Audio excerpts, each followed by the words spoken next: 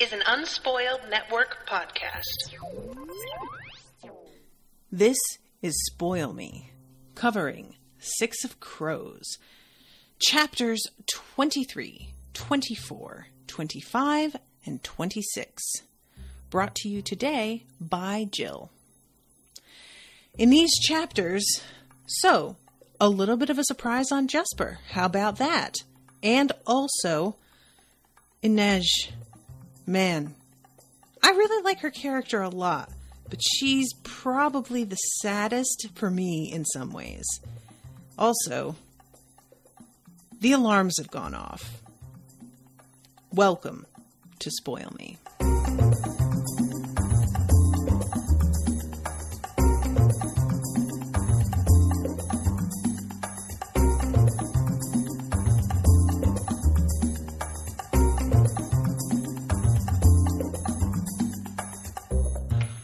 Welcome to the show, everybody. I am Natasha, and these chapters are when the heist is really starting to get going, and things are not going well, because not anything is going according to plan, which I guess shouldn't be a huge surprise, since nothing ever goes to plan, ever, but I'm the kind of person who likes to plan, so telling me that nothing goes according to plan is infuriating to me, and I will refuse to accept it. And thus, I understand the temptation to not have a backup plan. Because honestly, you only can have a good backup plan if you know precisely what can go wrong. And in a heist like this, there are so many ways it can go wrong that you can't possibly prepare for them all. So there's a lot happening here. Let's start off with the first chapter, which is from Jesper's perspective. So Jesper's gay. Had no idea. I mean, he may be gay. He may be bi. I don't know. But yeah. So, and he's in love with Kaz, which I could see that he was like incredibly loyal to Kaz in previous chapters. But this is the first time that I think it's been explicitly spelled out for me. And I really found it funny that he's like thinking about how annoyed he is that he finally got to see Kaz totally naked and he wasted the opportunity and didn't even like, he'd been too worried to end up on a pike. He'd been too worried about ending up on a pike to pay proper attention. So then he starts flirting with Wylan in order to make him uncomfortable, which I have to admit is pretty great. I just like the fact that Jesper has to let off steam somehow. And you know, it kind of goes back and forth how he's going to do that. But he settled on something that's essentially harmless, but also amusing to read. And him and Wylan just being paired up together when Jesper has no patience for this kid is a really smart move in terms of writing. Like, you need characters who don't get along to be paired up together a lot of the time. Or characters that get along so well, but are really strange. Example being like Troy and Abed. But these two are, I have a feeling, going to end up being pals. It's just right now, Wylan is a mystery to me because Jesper keeps asking him why he's chosen to come out here the way that he has. And I don't feel like Wylan gives him a good answer. Jesper asks him, have you ever been anywhere but home, the barrel, and fancy embassy dinners? Wylan looked away. Yes. Where? The suburbs for peach season? The races at Karyeva, the shoe oil fields, the Jurda farms near Schriftport, Weddell, Elling. Really? My father used to take me everywhere with him. Until what? Until my father took me everywhere until I contracted terrible seasickness, until I vomited at a royal wedding, until I tried to hump the ambassador's leg. The leg was asking for it. Jesper released a bark of laughter. Finally, a little spine. So see, Wylan's got some surprises up his sleeve. Because, yeah, I'm tempted occasionally to think of him as kind of a boring character. But truthfully, we get a lot of mystery with him. And I find him boring in the same way, and real small spoilers for Daredevil, but I find him boring in the way that I found Karen boring, which is that I assumed he came from a background that was fairly like standard middle class, well-to-do, not a lot of friction, and got dropped into a crazy situation, or chose to be in a crazy situation, more out of boredom than because it was something that like he happened to be really good at. But I'm hoping for a similar like surprise with him as I got regarding Karen in season 3 of Daredevil, because it turns out her past is nothing like what I thought, and is in fact rather tragic and not middle class. So yeah, I'm interested to see what winds up happening with him, because, you know, I had a lot of assumptions on other people's pasts, even though we hadn't gotten to see them yet. And we've gotten informed on a lot of them, but those are POV characters, and Wylan hasn't had his own POV yet. So either Wylan is going to wind up with a POV at some point, or we're going to find out about it secondhand because one of the POV characters finally gets the truth out of him about it. So I'm interested to see how that happens. So what winds up happening here, and this is my favorite thing, is I don't want to know everything about the plan going into it when I'm reading about it. You need to come up with crazy shit that happens that the team was actually totally prepared for, that I was not. So here comes a crazy thing that the team was totally prepared for that I was not. Except the team wasn't, because Kaz doesn't share a lot of his plan with other people. I guess he's assuming if one of them gets captured, the less they know about the other aspects of the plan, the better. So he can still maybe carry out the weird other branches of his plan if one of those branches gets lopped off. So Jesper has to cut open some stitches in his skin. Because he has a little pellet buried underneath the skin on his ankle.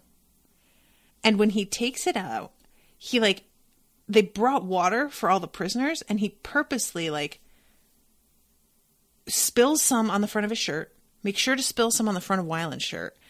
And Kaz and Matthias are already prepared. I guess they've done a similar thing. But he instructs Wylan to put his shirt up over his mouth, and then he drops this pellet into the bucket of piss because it reacts with ammonia. And this mist comes out of this pellet. There's a chemical reaction, and releases this fog that makes everyone around them who does not have a shirt over their mouth pass out. And when they drop their shirts, it's still in the air, and so they're all a little bit woozy from it, but it's not going to knock them out completely. And what's pretty cool about this plan is that everybody's knocked out, but they're going to wind up getting out and locking the door behind them so that the what do you call it? The guards don't have any method that they can ascribe this escape to. It's going to be a locked cell and a bunch of people who have passed out and have no memory of what happened. So that's pretty wild, and I'm very interested to find out if we get to see the aftermath of that, because I would love to know how long it takes before the guards even notice these guys are missing. Do their cellmates notice immediately when they wake up that everybody is that there's a bunch of people gone? I'm just really, curious about it. And another surprise about Jesper. There are two. Fucking Jesper is a fabricator. Excuse me? So he can do this, but he doesn't do it and doesn't let other people know he can do it because, being a Grisha means that you're going to be hunted down. So this fucking dude is hiding this like incredible talent that he has, and he's not trained. So he's not necessarily as good at it as he could have been. But that is a hell of a surprise. So yeah, by being a fabricator, he is able to take some of the iron out of the bars of the prison, turn it into a lockpick, 2 small little, and they can get out that way. That is a fucking crazy, like, secret to keep. And I love that we're not finding out about it until now. Like, this is really far into the book at this point. So Jesper is in the middle of doing this when Wylan's like, well, if he could just do this, why did you try to sneak lockpicks in your mouth? What are you doing? And Kaz says, ever hear about the dying man whose medic told him he'd been miraculously cured? He danced into the street and was trampled to death by a horse. You have to let the mark feel like he's won. Were the guards studying Matthias and wondering if he looked familiar? Were they looking for trouble when Jesper went into the showers with paraffin sloughing off his arms? No, they were too busy congratulating themselves on catching me. They thought they'd neutralized the threat. I know that I read in the last chapters what the paraffin was for, and I can't even remember what it was now.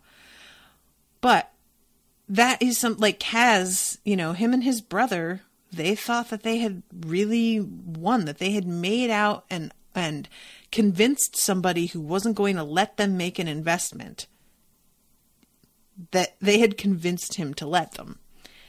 And it's a really, like, that's part of the trick of conning, right? Is that you make it feel like it's the other person's decision. Like they made a choice. It's really, it's super manipulative, and you have to like be able to pick out people who are going to function somewhat predictably. And children are great for that because they don't know better yet. A lot of adults don't either, but So they get out, they lock the doors behind them, and then Kaz is going with Wylan to get Nina and Inej out, and Jesper and Matthias are going to go and get ropes, and then they are going to meet in the basement. So they head out, and Jesper gets to the room where the incinerator is. And it turns out that the incinerator ran this morning. It did not run in the evening the way that Matthias thought. And this means that the inside of the incinerator is so hot that they're not all going to be able to climb up inside of it the way that they thought. Because, like, Wylan has explosives, like, that he's going to have to... There's no way they can bring those inside of this super hot area. So, yeah, they're going to have to send Inej in alone. Now, at first, Inej is just kind of like, I don't know that this is going to work. But then they find her shoes in one of the rolling bins, because this is all the stuff that they're going to throw into the incinerator. And she gets this smile on her face and says that now that she has these, she absolutely can make this climb. Which we find out is debatable. She's expecting a lot from herself without really thinking through what she's walking into. They're these little slippers. And spoiler alert, they begin to melt. And I kind of like expected that to happen, and I am surprised that it did not occur to her that that was what was going to happen. We're not at her chapter yet, but I just had to mention that. Like, have you guys ever had on really cheap shoes on a hot summer day and had them melting into the asphalt you were walking on? Because I've absolutely had that happen.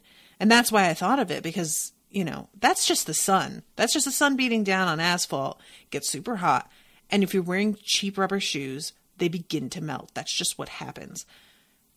But if you're in a literal chimney that was just running, it's going to be so much worse. I guess it must not get that hot in Ketterdam. So then we go to chapter 24, which is Nina and Kaz together. And Nina is not understanding why Kaz is the one that came with her. They are, and I'm forgetting exactly what it is they're heading up here for, actually. But she is really struck by the fact that going up into the prison, there is so much more order and quiet than there was at the prison when they went and scooped up Matthias. They run into a guy because they have to like duck out of a stairwell when some guards start to come up from downstairs. And they run into a guy who starts to scream. And she has to slow his heart rate until he passes out because she first grabs him by the throat, I should say. And then slows his heart rate and makes him pass out because they can't just be walking around killing people. Yet. So they wait for the guards to finally pass by and then head back out into the stairwell. And it says 7 bells struck as they reached the top floor. 1 hour had passed since they'd knocked out the prisoners in the holding area. They had 45 minutes to search the high-security cells, meet back at the landing, and get to the basement. Oh, that's right, because they just need to see if What's-His-Face is here. And we find out that he is not, but somebody else that's super important to Kaz is. We'll get there. She told herself to be grateful for the cover, but she couldn't deny the darkness was eerie. The cells were different too, with doors of solid steel instead of iron bars. A viewing grate was lodged into each of them at eye level. Well, eye level for Fjerdan. Nina was tall, but she still had to stand on tiptoe to peek into them. Most of the prisoners were asleep or resting, curled into corners or flat on their backs with an arm thrown over their eyes to block out the dim lamplight that filtered through the grate. She's walking through, and she sees, because she's looking for Boyu alone, hoping that if she gets to him first, she can just kill him. And she starts to think, like, of course he's not here. Why would we ever think that they'd keep him imprisoned in the same place as all the other prisoners? But then she sees this, like, door at the end of the hall that could be, like, its own private little prison cell. And she thinks, well, maybe he's in here. And she pushes the door open and she manages to turn around and catch it before it shuts behind her, because she realizes that, you know what? I bet if this shuts, since this is a prison, I'm not going to be able to get it open again unless I have a key. So she stuffs a piece of like ripped fabric from her clothing into the lock. And then and I'm just going to read this description. This place felt wrong. The walls, floor, and ceiling were a white so clean it hurt to look at. Half of one wall was made up of panels of smooth, perfect glass. Fabricator made, just like the glass enclosure surrounding that vile display of weaponry. No Fjerdan craftsman could make surfaces so pristine. Grisha power had been used to create this glass. She felt sure of it. There were rogue Grisha who served no country and who might consider hiring themselves out to the Fjerdan government. But would they survive such a commission? Slave labor seemed more likely. Nina took one step, then another. She glanced over her shoulder. She peered inside the first window. The cell was as white as the hallway and illuminated by that same sustained bright light. The room was empty and devoid of any kind of furniture. No bench, no basin, no bucket. The only break in all that whiteness was a drain at the very center of the floor, surrounded by reddish stains. She continued to the next cell. It was identical and equally empty, as was the next, and the next. But here something caught her eye. A coin lying next to the drain. No, not a coin. A button. A tiny silver button, emblazoned with a wing, the symbol of a Grisha squalor. She felt a chill creep over her arms. Had these cells been crafted by Grisha slaves for Grisha prisoners? Had the glass, the walls, the floor been made to withstand fabricator manipulation? The rooms were devoid of metal. There was no plumbing, no pipes to carry water that a tide maker might abuse. And Nina suspected that the glass she was peering through was mirrored on the other side, so that a heart render in the cell wouldn't be able to locate a target. These were cells designed to hold Grisha. Designed to hold her. So, is this the room where they tested out that woman by cutting the little boy? I'm wondering if this is the place where that happened, but I'm not sure. Because we saw, okay, I'm getting ahead of myself here, but this doesn't, I don't think that was in a prison, right? That was at a military outpost. So, and wasn't that, we came across that at some point. Was that just discussed, or was it, no, you know what it was? It was when Kaz was captured by that guy and made the offer he couldn't refuse. And then the guy led Kaz to see all of these dudes who were just standing there waiting because she told them to wait. So that was definitely not all the way out here. So she's like, racing back the way that she came because she's so flipped out, which you would be, by what she just saw, that she's not really paying the attention that she's supposed to. She'd studied the Fjerdans, their leaders, their language. She'd even dreamed of entering the Ice Court as a spy just like this, of striking at the heart of this nation that hated her so much. But now that she was here, she just wanted to be gone. She'd grown used to Ketterdam, to the adventures that came with her involvement with the dregs, to her easy life at the White Rose. But even there, had she ever felt safe? In a city where she couldn't walk down the streets without fear? I want to go home. The longing for it hit her hard, a physical ache. I want to go back to Ravka. The elder clock began to chime a soft 3/4 hour. She was late. Still, she forced her steps to slow before she opened the door into the stairway. There was no one there, not even Kaz. She ducked her head into the opposite passage to see if he was coming. Nothing. Iron doors, deep shadow, no sign of Kaz. Nina waited, unsure of what to do. They'd been meant to meet on the landing with 15 minutes to spare before the hour. What if he was in some kind of trouble? She hesitated, then plunged down the corridor Kaz had been responsible for searching. She raced past the cells, the hallways snaking back and forth, but Kaz was nowhere to be found. So she reaches the end of the second corridor and figures that, okay, either Kaz is downstairs with everybody else, Kaz has been caught, or he just left me here. And in any of those cases, getting to the incinerator with everybody else is like the best case scenario. She opens the door to the landing really abruptly to like run down the stairs. And there are 2 guards standing right there. And one of them is like yelling for her to halt. And of course, she fucking reaches out and twists and makes the guards fall down the stairs. Their bullets fly everywhere. And then one of them gets up and starts to come after her again. And she breaks his neck with her magic.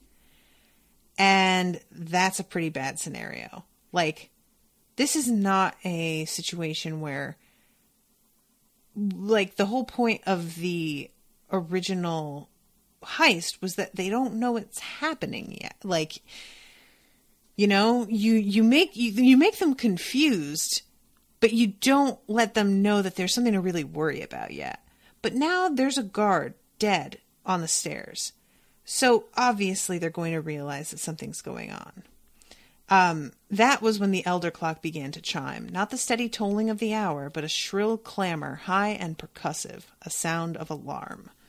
So that's no good. So we go back in time a little bit to Inej, who is climbing up inside the shaft here and sweating profusely. And she had found Kaz's gloves and is using those to climb with, which I'm really glad that they were able to find those, because if she's able to make the climb and like get out of here, I think Kaz is going to be so glad to have them back, as long as they survive. And I like this moment. She felt curiously guilty as she slid the supple black leather over her hands, as if she had crept into his rooms without his permission, read his letters, and lain down in his bed. The gloves were unlined with the slenderest slashes hidden in the fingertips. For sleight of hand, she realized, so that he can keep contact with coins or cards or finesse the workings of a lock. Touch without touch. Which is really interesting. Slashes hidden in the fingertips. I wonder if they're vertical or horizontal. Do they go all the way through the fabric? I would assume not, right? Like, I guess it's not fabric, it's leather. So she heads up, and the heat, like, at first she doesn't think is going to be too bad. But when she touches the wall, she's suddenly like, oh, fuck, this is a lot. This is... Even through the leather, she could feel the dense heat of the bricks. Without the gloves, her skin would have started to blister right away. But there was nothing to do except hold on. She climbed, hand then foot, then hand again, seeking the next small crack, the next divot in the soot-slick walls. So, her feet start to feel weird. Her toes, like, slip at one point, and she can't figure out what's going on. And when she looks down, she realizes that her shoes are melting and are basically, as she puts it, a gummy mess. Just change your grip, put your weight on your shoulders. The rubber will cool as you go higher. It will help you grip. But her feet felt like they were on fire. Seeing what was happening had somehow made it worse, as if the rubber was fusing with her flesh. No, thank you very much. So she's freaking out because at this point she should have been at the roof, but this is a much tougher climb than she had anticipated. And at one point she like drops a little bit and she gets saved by the rope, but there's nobody to like really save her if something happens, if she falls further back. And I love this moment. They were all going to die. Kaz, Nina, Jesper, Matthias, Wylan, and it was her fault. No, it wasn't. She hefted up another foot. Kaz brought us here. And then another. She forced herself to find the next hold. Kaz and his greed. She didn't feel guilty. She wasn't sorry. She was just mad. Mad at Kaz for attempting this insane job. Furious with herself for agreeing to it. And why had she? To pay off her debt? Or because despite all good sense and better intentions, she'd let herself feel something for the bastard of the barrel? So then we get a bit of a flashback where she is in Ketterdam working in the menagerie and she tries to escape. This is the first and last time that she tries this. Helene took her into the salon and beat her badly enough that she hadn't been able to work for a week. For the month after, Helene had kept her in golden chains, not even letting her go down to the parlor. When she'd finally unlocked the shackles, Helene had said, "You owe me for a month of lost income. Run again, and I'll have you thrown in Hellgate for breach of contract." And we find out later that that contract, of course, was not something that was even intelligible to Inej when she signed it. Like, that contract is a complete sham. It's a bullshit joke. But it is binding, unfortunately. And Per Haskell, who is, we know, Kaz's boss, comes and buys her. It turns out he purchased her indenture. So she now owes Per Haskell money. But Haskell has sent Kaz to represent him. And Kaz tells Inej that she is free to come with him, but she can turn him down and stay here if she would prefer. And he tells her that he was really struck in the alleyway by the fact that, because she ran into him when she was trying to flee. And he said that he did not hear her coming, even though she has literal bells on her feet. And he didn't see her coming either, even though she was wearing this incredibly bright purple dress. And I love this. I didn't know you were anywhere near me until you spoke. Inej frowned. She wanted to be silent, so she had been. What did that matter? Yeah. Were you trained as a dancer? An acrobat. She paused. My family were all acrobats. Did you work with a net? Only when I was very little. Good. There aren't any nets in Ketterdam. Have you been in a fight? She shook her head. Killed someone? Her eyes widened. No? Ever think about it?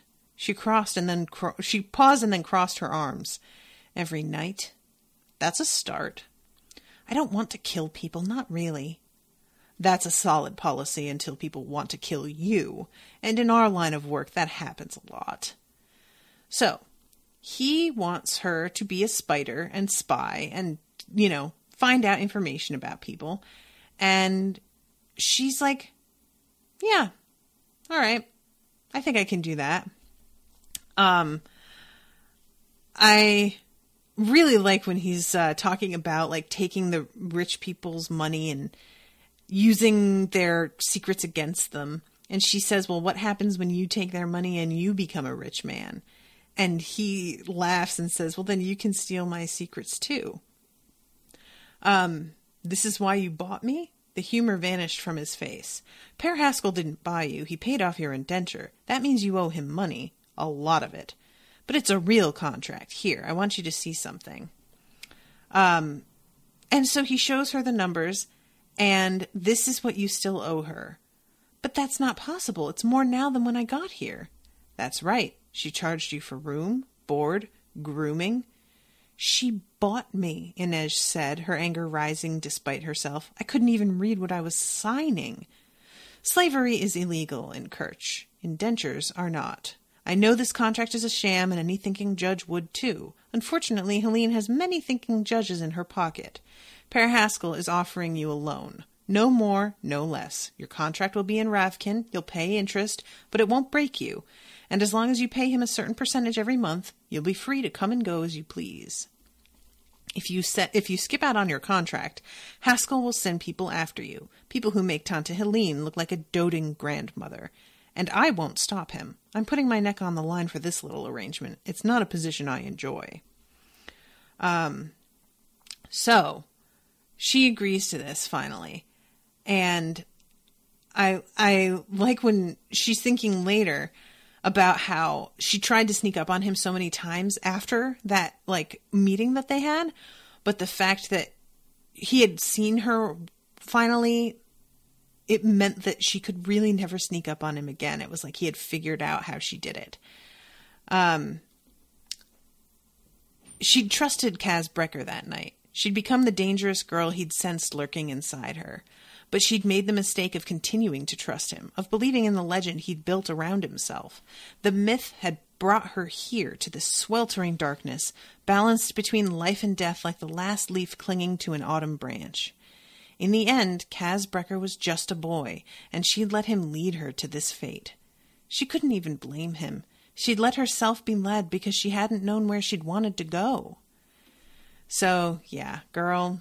I mean, isn't that something that so many of us go through, is that we just trying to make it, that's kind of all it is. We're just doing our best, and we just wind up in these weirdo situations because we hadn't had a particular goal in mind, and people can sometimes sense that and take advantage of that.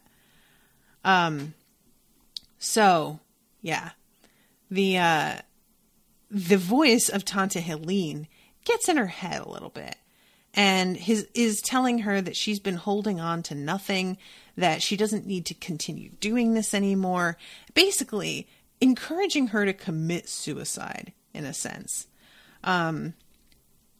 It's really kind of disturbing because Tante Helene is just such a garbage person that the fact that her voice is in Inej's head at all is just... It's very real and true, but it's just really sad, So, okay. She then hears her father and his voice Oh no. Let go, Inej. Her father had taught her to climb, to trust the rope, the swing, and finally to trust in her own skill, to believe that if she leapt, she would reach the other side. Would he be waiting for her there? She thought of her knives, hidden away aboard the Farallend.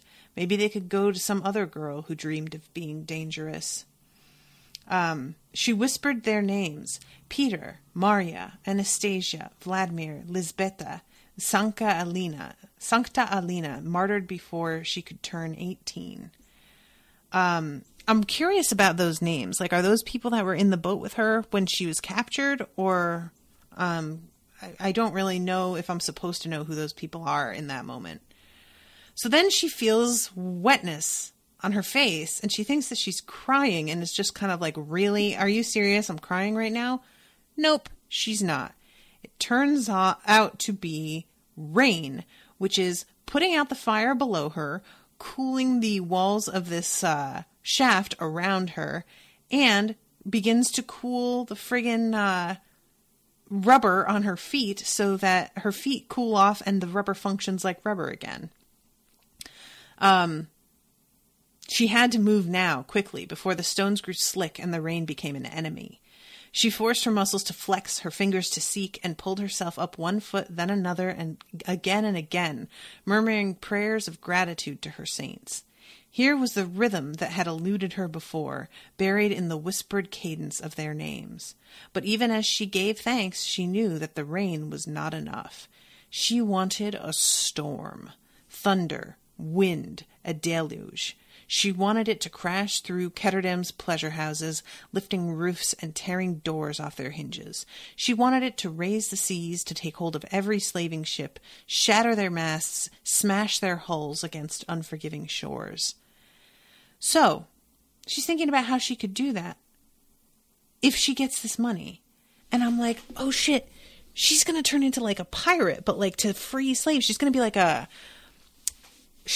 Harriet Tubman. I just love this. I want her to get this money so bad. All right, I'm running out of time, so let's talk about Kaz. Kaz is running through, through all the cells, trying to find Boliel Bayur, and very sure that Boliel Bayur is not going to be in these cells.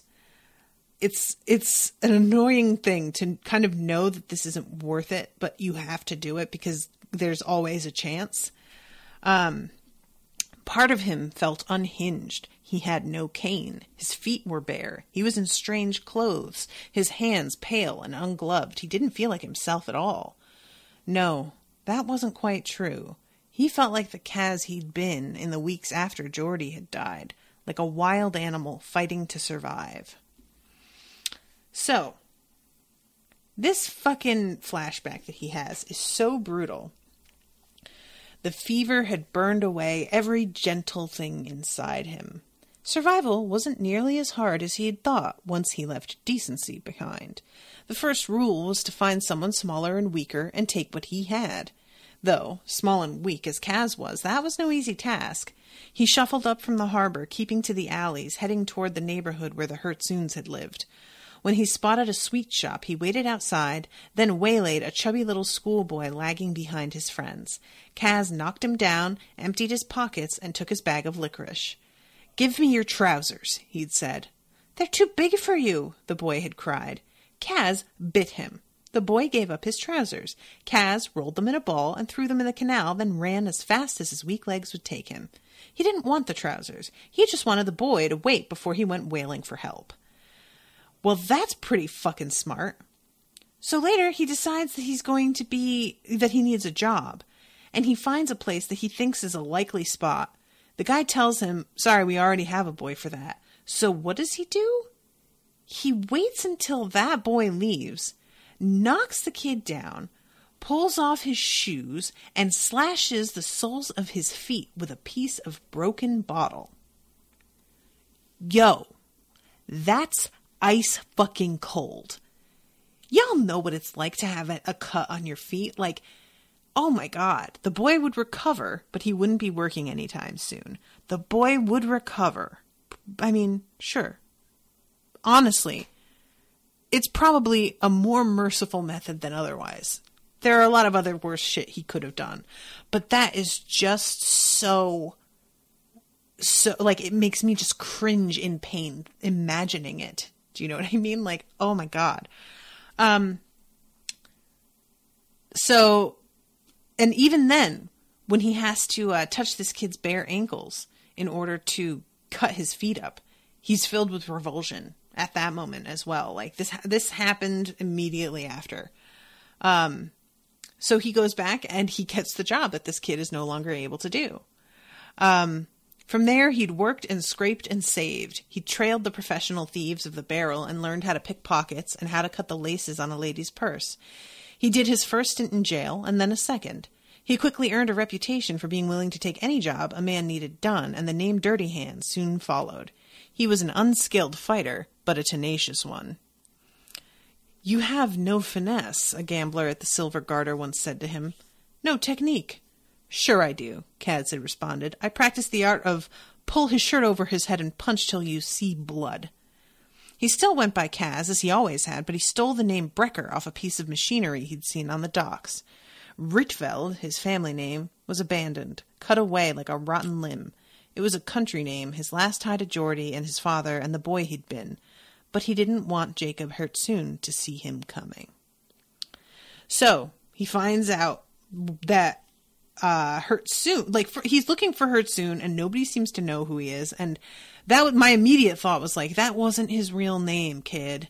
But people who use aliases often do tend to use the same aliases over and over again, simply for the simplicity of it.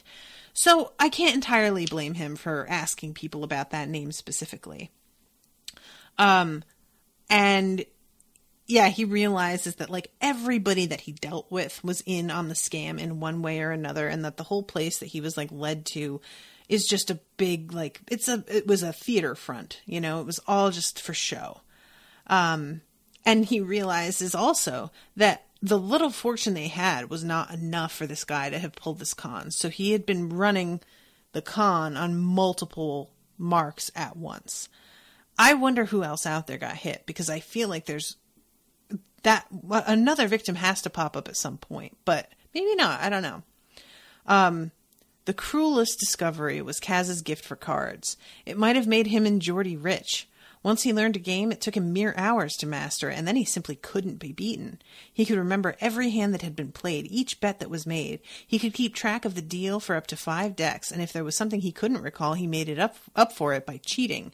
He'd never lost his love for sleight of hand, and he graduated from palming coins to cards, cups, wallets, and watches. A good magician wasn't much different from a proper thief. Before long, he was banned from play in every gambling hall on East Stave. Yeah, that'll happen. But that's a pretty fun, like, you know, he's a little bit of a genius in a way, a savant. So then one day, Kaz was crossing a bridge over East Stave when he saw a man with florid cheeks and tufty sideburns entering a gin shop. He wasn't wearing a Stead Mercer black any longer, but garish striped trousers and a maroon paisley vest. His velvet coat was bottle green. So he goes and tries to go into the shop, and is met with like a bodyguard, essentially. And he asks to see Jacob Hertzsoon. And the guard is like, what are you talking about? That's not anybody here. And he points through the window at the dude and is like, him, Jacob Hertzsoon. And the bodyguard says, that's Pekka Rollins. You have to have heard his name before. And Cass is like, fuck, yup. I have heard that name before. And the worst part is that when Rollins turns and looks towards Kaz, he does not recognize him, because he has done this to so many people that it is not important who it was. He does not remember his own marks. And Kaz also was a boy when this all started, and he's grown up now. So there's that aspect of it as well, that, you know, he's not necessarily going to be recognizable anymore. So Kaz is thinking at this point about the fact that he has been in the barrel this whole time trying to find Hertzsoon, and realizes that the person that he's actually after is so powerful that the only way to get at the guy is to be part of a gang. And he's been asked to join a variety of gangs already, but he has been so focused on finding Jacob Hertzun that he's turned them all down because he wanted to just accomplish this one thing and then I guess move on. I don't know what he planned to do after that. Maybe he didn't have a plan. But now realizing that he's going to need like a crew of people to get back at this dude, he has to take somebody's offer. The next day, he'd walked into the slat and asked Per Haskell if he could use another soldier. He'd known even then, though, he'd start as a grunt, but the dregs would become his army. So, we get that. And then, he's walking through the cells, and fucking Pekka Rollins is right there. He's been beaten, but he's in a cell at Kaz's mercy. What in the fuck? How? This was so unexpected. Kaz hung back now, feeling the delicate weight of his lockpicks like an insect cradled in his palm. Wasn't this what he wanted? To see Pekka brought low, humiliated, miserable, and hopeless, the best of his crew dead on pikes? Maybe this could be enough. Maybe all he needed now was for Pekka to know exactly who he was, exactly what he'd done. He could stage a little trial of his own, pass sentence, and meet it out, too. So, again, I know that a bunch of Pekka's crew was outside, but I didn't realize that Pekka himself was going to be here. I don't know why. I just figured that he had goons that he sent to do things and that he didn't do it himself. So, this moment is really interesting to me because we had the moment in the last chapter, or not the last one because that's Inej, the one before that with Nina, where she's realizing that she has always fantasized about being a spy at the ice court, and that now that she's here, she just wants to be anywhere else, that this is just, it's not worth it and it's too upsetting. And I find it interesting that Kaz is kind of in this weird spot now too, where he's getting the thing that he thought he wanted. And in this moment, it's not what he thought. It's not giving him the reaction he thought. If Pekka Rollins was put to death by some nameless Fjerdan executioner, then none of this would matter. Kaz would have 4 million Kruge, but Geordie would never have had his revenge. The lock on the door gave up easily to Kaz's picks. Pekka's eyes opened, and he smiled. He hadn't been sleeping at all. "Hello, Brecker," Rollins said. "Come to gloat?" "Not exactly," Kaz replied. He let the door slam shut behind him. Oh, shit. I don't know what to think about that, because on the one hand, I want Kaz to, get his revenge and that, but, revenge is never, I don't feel I can't say this, with any sort of authority, because there are precious few people in my life that I've ever wanted revenge on, and it's usually faded. I've given up after a little while, holding a grudge. I don't think I've ever actually gotten revenge on anybody, but the fact that it's faded makes me really think that, I can't know what this is like, having this kind of grudge against a person where somebody, his only family died, and he was left penniless and wretched, and is a criminal and murderer now because of the fact that this dude did this to him. So I can't put myself in his shoes in any sense. I want to be I don't know if that's actually going to be satisfying, dude. But I don't know that. Maybe it will be totally satisfying. On the other hand, the fucking alarm is about to go off. We're back in Kaz at the start of his chapter, jumps back to the beginning of Nina's chapter. So it's about to go down. And either Kaz is going to have to give up this chance and run. Kaz is going to figure out a way to make Pekka Rollins part of the plan. Which I feel like that would be the smartest thing, is to leave Pekka Rollins' cell open And then they find Pekka's cell open and a guard dead, and they assume Pekka did it. And even if he's still in his cell, if it's unlocked and Kaz leaves it unlocked, that's a pretty good scam. Although, in that scenario, Pekka's going to get executed by a Fjerdan, and Kaz won't get to do it. So, I don't know. I really don't about that one. And I really like finding out about Kaz's, like, because I think I had said in the previous episode that I wasn't sure that we had heard exactly how Pekka Rollins was involved in this entire thing, that he was the one. But I kind of assumed that the guy wouldn't have used his real name for the con. So I thought either he was Pekka Rollins or that Pekka Rollins was like his overlord, that he worked for him. But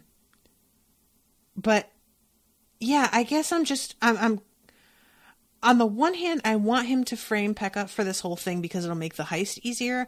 On the other hand, I want him to get his revenge, not just because I would like that for him, but because obviously Pekka deserves it, but I would also like it just to see out of curiosity how he feels afterward. Like, will it help? Will that do anything? I can't imagine that after he kills this guy, he's going to feel that much better. Kaz has so much anger in him and is so permanently traumatized by what happened right after that he can't touch another human being without feeling nauseous and sick over it.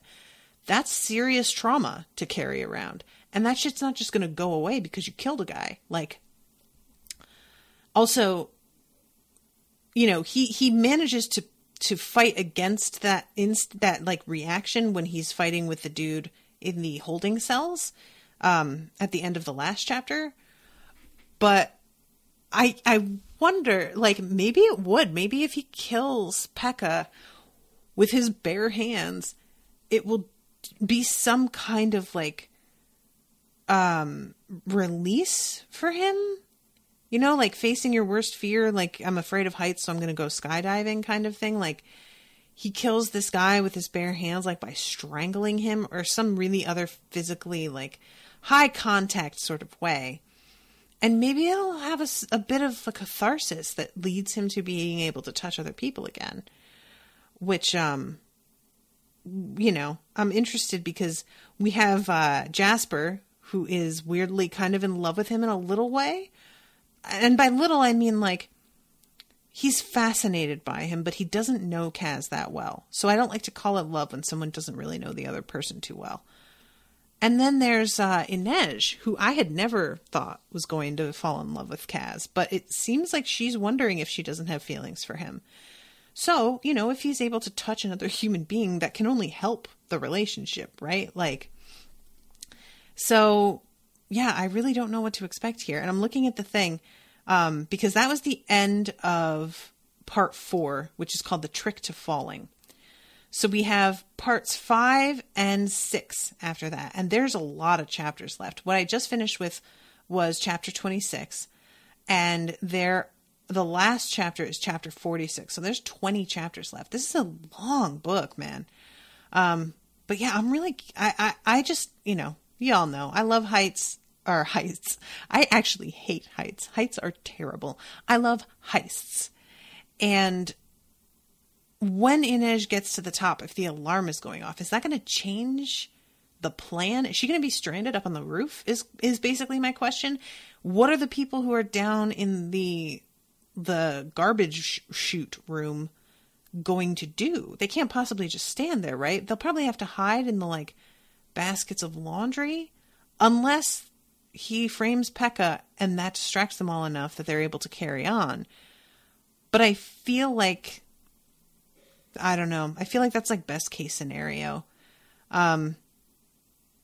Yeah, I really don't know what to think. And I'm interested to go back to Matthias's perspective. I don't know whose is going to be next, but I would like to know how he's feeling about all of this at this point. And especially how he feels about finding out that Jesper is, or I keep calling him Jesper, that Jesper is also a fabricator, that he's also a Grisha, because obviously he just said a few chapters ago to Nina, to her fucking face, because he's that kind of idiot, maybe you shouldn't exist. And what does he think about Jesper then? You know, like, just that kind of, I still get mad thinking about that chapter. I was thinking about it earlier today, actually, in the moment where, like, she's like, you guys believe in fucking, like, demigods and fairies and kobolds and all of these, like, creatures. But then you run into us and we have actual power and y'all flip out and act like it's the most unnatural thing you've ever heard of. You can't not see the irony in that. Like, and I have to agree. How do you want magic so desperately and then reject it like that? But I do still love Matthias's character. She calls him Matthias in the audiobook, and it kind of gets in my head a little bit, but I don't like it. So I'm trying to stick to Matthias. Anyway, so yeah, that's the end of this section. So thank you again so much to Jill for commissioning this episode. I'm just really, really enjoying the coverage of this book. I still have a commission that was paid for a while ago, where I was supposed to be getting a guest, Liz, on for a wannabe episode. I'm going back to like see exactly when she had scheduled it, but it was like almost a month ago, and she got laryngitis and had to cancel, the poor thing. And apparently that laryngitis like fucking stuck around for a minute. And I'm really like looking forward to having her on. I'm hoping that she'll be able to do that somewhat soon. Because, you know, the book is going to be winding down. But like I said, there are 20 chapters left, and we're averaging about 3 chapters per podcast episode. This time there were 4. So that's still like 5 episodes if there's 4 per, of the show left. So there's still some good time for Liz to get in there. I believe it was Liz. Yeah, Liz Brennell. So Liz, let me know. Hit me up. All right. Well, thank you all so much. I hope that you guys are enjoying the coverage of this. Thank you again to Jill, and I will see you all again soon, hopefully, with a new episode. Toodaloo, motherfuckers.